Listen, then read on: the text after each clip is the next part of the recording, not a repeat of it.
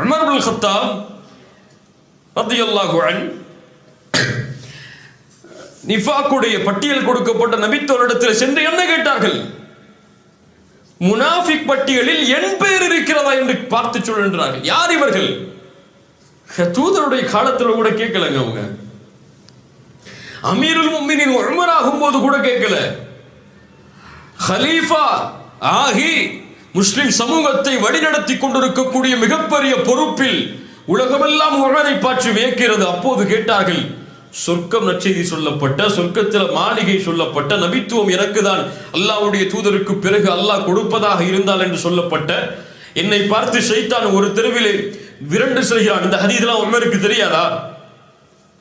தெரியாம வாழ்ந்தாங்களா? இப்படி சொல்லப்பட்ட ஒரு மனிதர் தன்னை எப்படி நினைக்கிறாரு? நான் முனாஃபிக்கான்னு நினைக்கிறார். நீங்க நல்லா பயான் பண்றீங்க.